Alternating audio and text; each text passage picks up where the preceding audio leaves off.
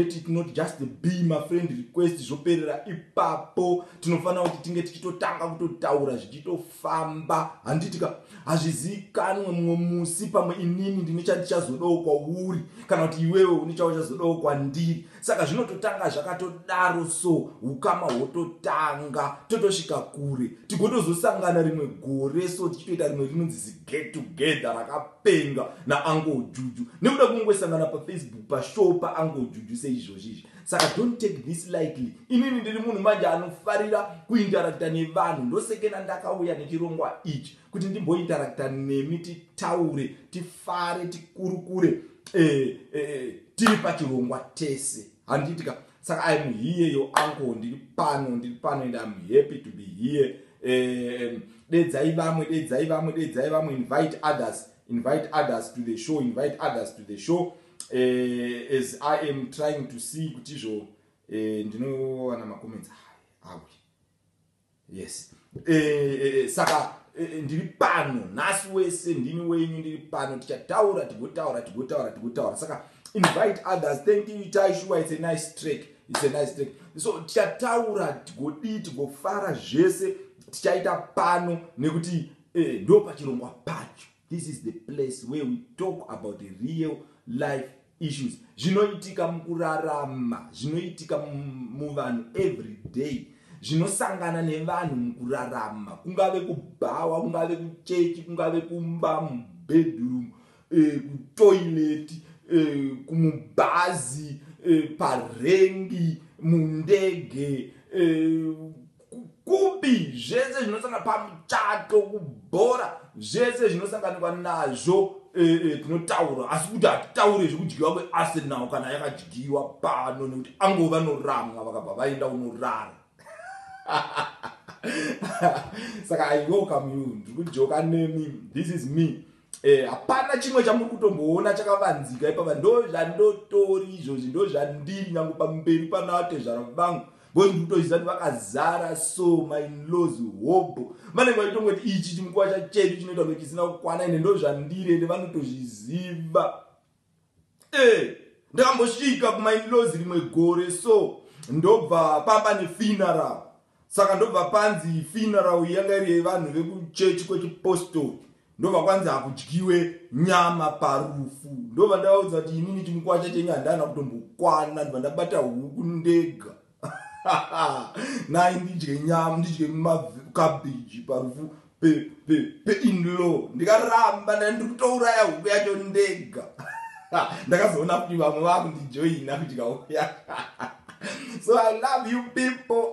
Timu nyanga rakaipa manje, timu nyanga rine yese. Big up, help me people to big timu nyanga. Imi timu nyanga soka.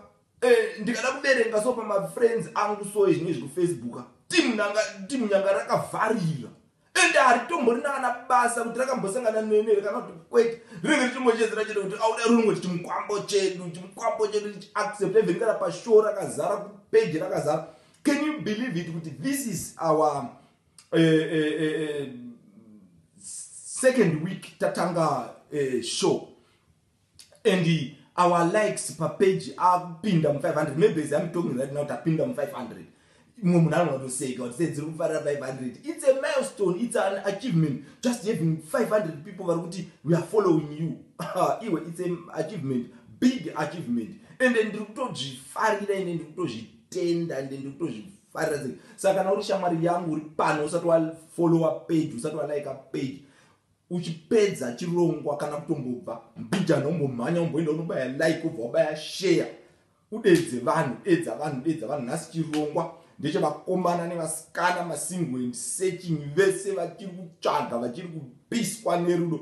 Chirongwa ndechenyu. Saka dedzai vese vamunoziva, vanyorei nemazita, vauye vachimhanya, write their names, vauye vachimhanya panapa. Handitika. Saka tisati taenda kure, ndoda kucheka kuti ma comments enyu ari kusvika here. Can you just write where you are watching me from? Just write where you are watching me from. I just want to check kuti ma comments enyu ari kusvika here. Just write where you are watching me from. Where you are watching me from. Just write. Kuti uri kundiona kupi, ndoda kuona kuti ma comments enyu ari kusvika here. Nyora kuti uri kundiona kupi, nyora kuti uri kundiona kupi, nyora kuti uri kundiona kupi. Then tiripo ipapo Thursday yega yega ne Sunday yega yega chirongwa by public demand chareserverwa vakomana nevasikana vechidiki nemasingles kuti izuva renyu iroro hazvimuvhwe hazvichinje tombstone. Saka every Thursday and every Sunday tendichidzeya nyaya dzevakomana nevasikana vechidiki kana kuti those masingle and searchings. But ana mai nana baba hatikudzinge, tinokudai kuti muuye kuitira kuti mupoto muchipa maadvice because mafoni calls achavhurwa kuti maadvice atange kuita sei, atange kunaya. Handitika nyorai kana iveriwe ndione kuti vanhu vari kundiona vari kupi. Ndoda kuona kuti vanhu vari kundiona here. Alright, ameno zviri kuita mai moyo, thank you. Yes, someone, my wife is watching me in Deutschland. Yes, good Sheila from Durban, Charlene. Ameno zviri kuita ngirini yangu rega ndimbo bva panapa pafoni nditange futi kuitira kuti izvo ndifambirane nemimushe ndichiona macomments because kana uko kwaasi kubuda. Saka zvinogona kuzotinetsa ndakutadza kuverenga macomments evanhu. Right, I think zvinenge zvaananishi. Nyora futi mumwe, nyora futi ndibva ndaona achipinda ndibva ndaziva kuti ya zviri kuita because ndikasvike kupi ndichirefresh hazviite. Right, saka mazvinzwa akazindatizo every Thursday and every Sunday mazuva akachengeterwa vaya vanonzi youth, so to say, kana kuti vasati varoora kana vasiri mumarriages, mazuva enyu ari 2. Then Saturday izuva permanent futi rinonzi mix and mingle, find love with Uncle Julius. Iroro rinenge rizuva ringomix and mingle pano pachirongwa.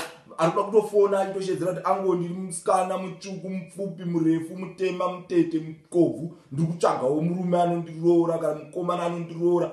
Panapa chinenge chiitika panapa. Ndakakuudzai kuti anonzi masofa epafacebook. Masofa epafacebook. Iyayo hatisi kutozombomarepi.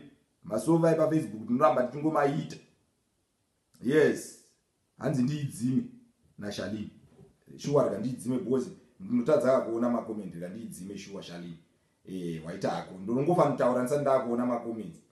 Then toona kuti izvo zvinobuda sei. Rega ndiite restart shuwa.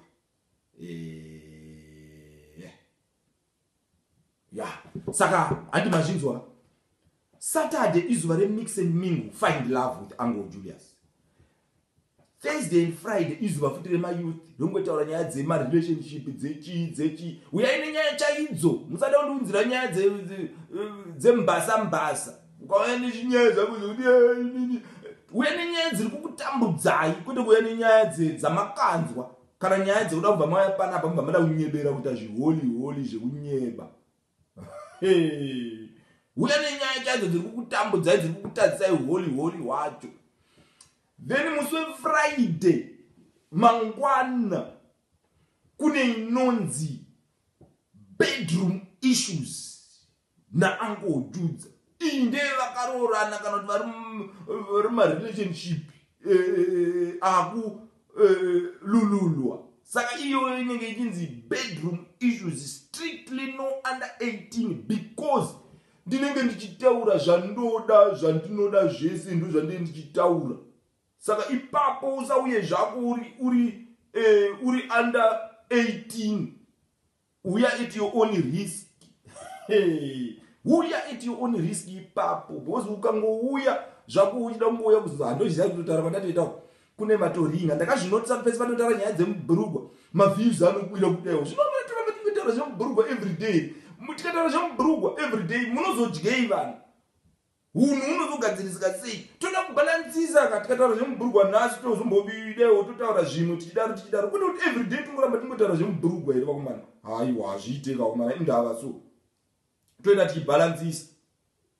tichibalansisa tichiti tikataure zvemubhurugwa tonhingirina tombomira tombotaura zvine upenyu kwete kuti tingoramba tingotaura zvemubhurugwa every day. masofa epafacebook Shalini ya timbonyorai futi tione kana zvaramba toingoita zviripo hameno zvairi kuitawo foni yake apa ifoni zvino handi then tichazoita futi mafamily days aripo saka titoronga ari kuzviona kuti zvinhu zvacho zvitorongeka saka ine tatone 4 days per week dzato permanently occupied 4 days per week, Thursday, Friday, Saturday, yes, and Sunday, 4 days a week dzato permanently occupied. Saka tasarwa nedzimwe 3 dzo dzatichatsvaka kuti toise but pamwe togona kungodzisiya dziri open kuitira kuti dzinenge dzichipinda zvabuda mudzado zvawanikwa zvangouya zvongopinda ipapo handi. Saka mangwana wese akaroora nekuroorwa mangwana ezuva renyu tinorirova nyangoti kana kurova usiku hwese tendiripo ipa tichikurukura bedroom issues kwakaipa handitika. Saka yes, saka ndoda kukuita welcome once again, like what I've been always saying, that the main idea of the show inyaya yekuita sei yekuya pano and interact tichitaura real life issues ari kuaffecta vanhu irregardless yekuti unobva kupi, irregardless yekuti unonzani, irregardless yekuti unogara kupi, unogara kwanani, warifewa nani, une position yipi, kumba, kuchechi, kupariamendi, kubasa, parengi, hachina kana basa. Apa iprogram yekuti munhu wese anofana kuya panapa ointeracta. Ndosekena nichinzi Uncle Judza, Uncle Julius, Uncle vanobata kwese, Uncle vanorova kwese kunzungu nekunyimo, kuseri nekuseri. Uncle vanobata munhu wese, havangodhile nemunhu one chete. Uncle vanobata munhu wese, vanotamba nemunhu wese. Uncle vanosvikika, havasi munhu asingasvikike. Uncle vanotosvikika. Ende vakasvikika ndokuti zvinhu zviita sei, ndokuti zvinhu zviite. Saka ende ndiripo Uncle wenyu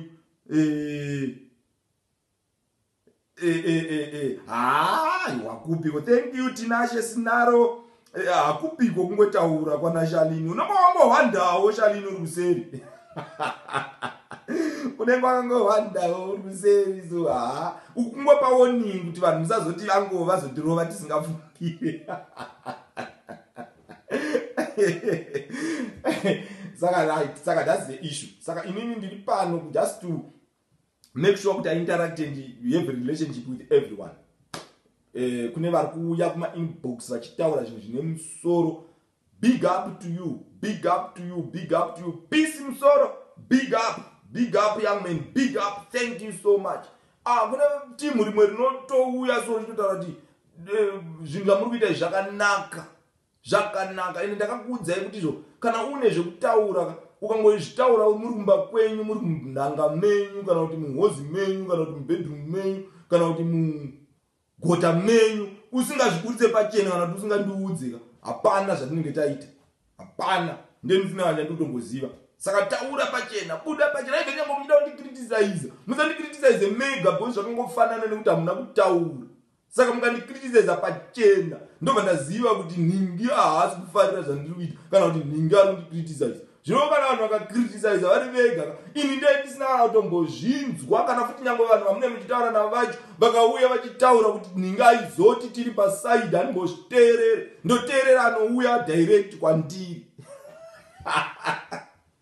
Asi ndochokwadi because ndikasataura izvozvo mwana anogona kuti mbiri yekutaura zvavanenge vachitaura futi pasi kutomboketa kuti idea yacho zviri kufamba sei, zviri kubva kupi. Vanhu vobva vangobatira pamusoro, vobva vangotanga kumhanya vachingopengereka vachitaura zvinhu zvavo zvisiri kana kunzwisisa, zvisina kana direction. Angojuja havambozviteerere. Nyange mumwe wenyu akakubhitireyai akabva auya nekuseri, obva auya achida kutsvagawo jene kuna angojudza, oti angojudza ninge aitiji alala basa nazvo atombozviteerere. Ndoteerera anouya direct osvika otaura zvaanenge achitaura whether good or bad.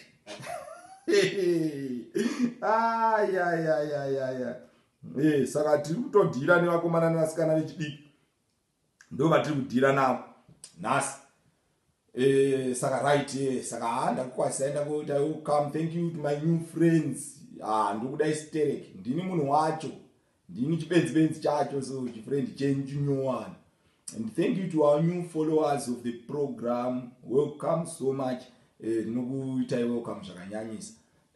Ndokumhoresai mese kubva kupiko, kubva kuKariba, Karoi, Chinhoi, Harare, Magunje, Chegutu, Kadoma, Kwekwe, Bulawayo, Hwange, Plumtree, Victoria Falls, Beitbridge, Gwanda, Masvingo, Rutenga, Chiredzi, zvese ikoko kusvika kwaGutu, twataenda nekwaMurambinda, tonoti dzii kuManikarendi ikoko kuchimani kubiriri, toya kononzi kupi kwaMutare, tokumhoresai mese kunana Hope House, kwese kunana Danga Mvura, kwese ndokumhoresai timu rangu repaDiamond FM. Muri sei Hadi Zoo, uri sei mwana wamai, Prudence Gwitirwa uri sei, ya indiri bo, yes study uri sei, bosi JB Mangena muri sei paDiamond FM.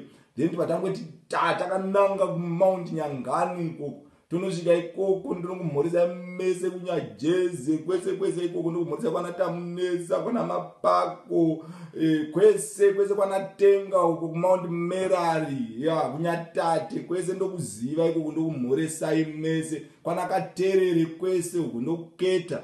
Kana muchimwara ndikukete, ndotokuketai vamwe vacho, so asi mamundikete. Because pande ndichifamba maraini kwenyu ikoko ndienda kapfeka kaheti, so samune musinganyatso kuti ndo blazi vacho. But we are good people. Mese kwana Mutoko, Nyamapanda, Mount Darwin, kwese kuti patadzoka tine nzira iyo takadzoka futi kuHarare. Patasvika paairport.